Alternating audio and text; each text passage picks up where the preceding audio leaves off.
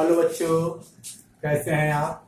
आज हम क्लास 11 के थर्ड चैप्टर प्लांट किंगडम के अंतर्गत हम पढ़ेंगे types of system of classification. समय समय पे अनेक वैज्ञानिकों ने अनेक टेक्सोनॉमिकल क्लासिफिकेशन दिया था, जिसके बारे में हम स्टडी करेंगे। सबसे पहला जो है artificial system of classification. Artificial system of classification कुछ फिजिकल कैरेक्टर पे, एक्सटर्नल कैरेक्टर के ऊपर बेस्ड है। कुछ ही कैरेक्टर को लेकर के यह सिस्टम ऑफ क्लासिफिकेशन बनाया गया था। जैसे हैबिट के ऊपर, कैसा वो कहाँ रहते हैं, किस तरह का निवास है, किस तरह का नेचर है, उनके कलर के ऊपर, number of shape of lips, ये छोटे छोटे जो कैरेक्टर थे उनके आधार पे ये आर्टिफिशियल सिस्टम ऑफ क्लासिफिकेशन दिया गया। सबसे पहले जो आर्टिफिशियल सिस्टम ऑफ क्लासिफिकेशन दिया गया था वो कैरोलस लिनियस वैज्ञानिक थे। वो स्वीडिश बॉटनिस्ट थे, जिनको हम फादर ऑफ टेक्सोनॉमी भी कहते हैं। इन्होंने आर्टिफिशियल सिस्टम ऑफ क्लासिफिकेशन एक बुक में दिया था जिसका नाम था स्पीसीज प्लांटेरम, जो 1753 ईस्वी में लिखा गया था। कैरोलस लिनियस के हिसाब से इस बुक में 7300 स्पीसीज का वर्णन किया गया था और सभी स्पीसीज को 24 क्लासेस में बांटा था। किस आधार पे? एंड्रोसियम स्टेमन के कैरेक्टरिस्टिक्स के आधार पे उन्होंने पूरे 7300 स्पीसीज को 24 क्लासेस में बांटा था। यह सिस्टम काफी प्रचलित हुआ, लेकिन इसकी कुछ डिमेरिट्स थी जो आधुनिक सिस्टम ऑफ क्लासिफिकेशन के लिए सुटेबल नहीं थी। क्या डिमेरिट्स थी, आइए देखते हैं।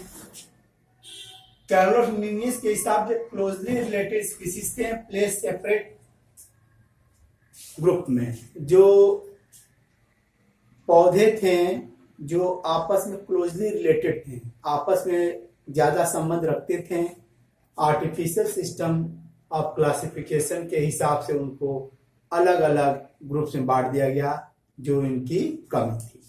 Number 2, equal weightage. इन्होंने सेक्सुअल कैरेक्टर और वेजिटेटिव कैरेक्टर को इक्वल इंपॉर्टेंट दिया, जो कि गड़बड़ था, क्योंकि जो वेजिटेटिव कैरेक्टर है, एक्सटर्नल कैरेक्टर है, वो एनवायरनमेंट के सापेक्ष में वो बदल जाते हैं।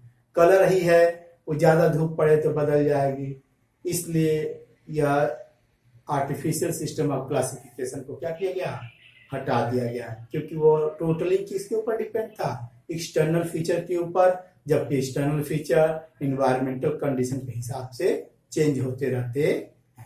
ये डिमेरिट थी। इसके बाद आता है क्या, natural system of classification. Natural system of classification external character के ऊपर भी डिपेंड था और इंटरनल आंतरिक संरचनाओं के ऊपर भी आश्रित था। जैसे कि अल्ट्रा स्ट्रक्चर,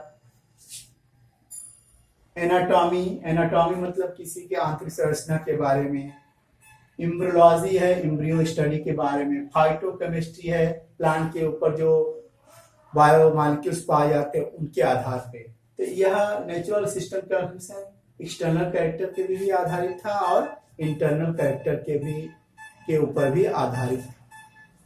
एक दो साइंटिस्ट थे, इंग्लिश साइंटिस्ट बॉटनिस्ट हैं, जॉर्ज बेंथम एंड हुकर।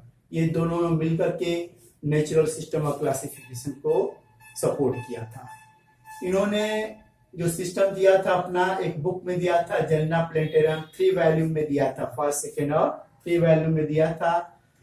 इनके हिसाब से इन्होंने क्या किया था, बुक के हिसाब से इन्होंने 202 फैमिलीज में पूरे जनरा और स्पीसीज को बांटा था। इनके हिसाब से जनरा कितने थे, 7569, जबकि स्पीसीज थे 92,205 स्पीसीज थे। कुल मिलाकर के नेचुरल सिस्टम ऑफ क्लासिफिकेशन जो बेंथम हुकर द्वारा दिया गया था, उन्होंने क्या किया था, पूरे प्लांट्स को 202 फैमिलीज में बांटा। अब देखते हैं आगे, इन्होंने पूरे को किस क्लास में बांटा था, 3 मेजर क्लासेस में बांटा था, डाइकोटिलिडेनी, जिम्नोस्पर्मी और मोनोकोटिलिडेनी। डाइकॉट मीन जिसके अंदर 2 कॉटिलिडन होते हैं, और मोनोकॉट जिसके अंदर 1 कॉटिलिडन होते हैं, और बीच में दिनों इन्होंने दिया क्या, जिम्नोस्पर्म। ये थे क्या, नेचुरल सिस्टम ऑफ क्लासिफिकेशन। इसके बाद आता है थर्ड, फाइलोजेनेटल सिस्टम ऑफ क्लासिफिकेशन। यह जो सिस्टम था टोटली इवोल्यूशनरी रिलेशनशिप के ऊपर डिपेंड था। मतलब 2 क्लोजली रिलेटेड यदि कोई मेंबर्स हैं, उनके अंदर कुछ न कुछ क्या होंगी, सिमिलरिटीज होंगी। उसी सिमिलरिटी से आधार पे यह सिस्टम ऑफ क्लासिफिकेशन प्रपोज किया गया था। इनके अनुसार जो ऑर्गेनिज्म सेम टेक्सा के थे, एक ही ग्रुप के हैं, उनके 100% है कि जो उनके पूर्वज होंगे वो एक ही होंगे। इसी को बोलते हैं एवोल्यूशनरी रिलेशनशिप। इसी के आधार पर यह सिस्टम ऑफ क्लासिफिकेशन दिया गया था। इनके सपोर्टर कौन थे, एंगलर और प्रांटल थे। इन्होंने फाइलोजेनेटिक सिस्टम ऑफ क्लासिफिकेशन को दिया। फिर फोर्थ आता है आपका न्यूमेरिकल टेक्सोनॉमी। न्यूमेरिकल टेक्सोनॉमी ज्यादा एडवांस है, वह बायो इन्फॉर्मेटिव कंप्यूटर बेस्ड था। यहाँ पे कंप्यूटर का इस्तेमाल डाटा हैंडलिंग में किया गया था। इनमें सभी प्रकार के जो कैरेक्टर थे सबको इक्वल इंपॉर्टेंस दिया गया था, किसी को ज्यादा ना तो किसी को कम।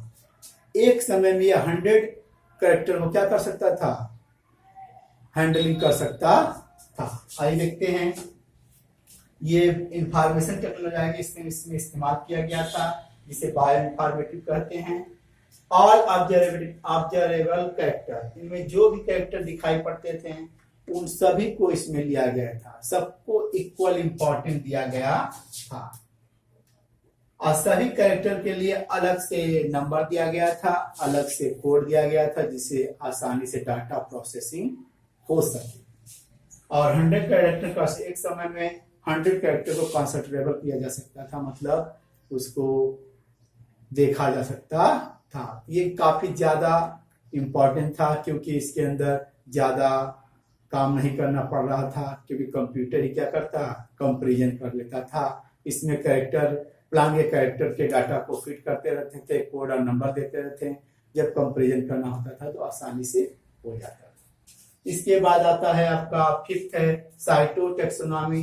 साइटोलॉजिकली बेस्ड है, ये साइटोलॉजिकली कैरेक्टर पे आधारित था, जैसे कि क्रोमोसोम के नंबर के आधार पे था, क्रोमोसोम के संरचना के आधार पे था, क्रोमोसोम के बिहेवियर के आधार पे था। आखिरी में आया है कीमोटेक्सोनॉमी, जो केमिकल कॉन्स्टिट्यूएंट ऑर्गेनिज्म पाए जाते हैं उनके आधार पे ये था।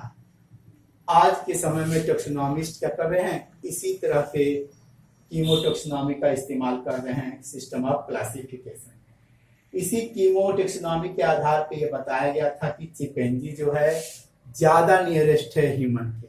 किस आधार पे, amino acid sequencing of A gene. इसी जीन के अमीनो एसिड सीक्वेंसिंग के आधार पे ये बताया गया था कि चिंपैंजी जो है मानव का नियरेस्ट है। इस तरह हम लोग क्या देखा, प्लांट किंगडम में सिस्टम ऑफ क्लासिफिकेशन। धन्यवाद।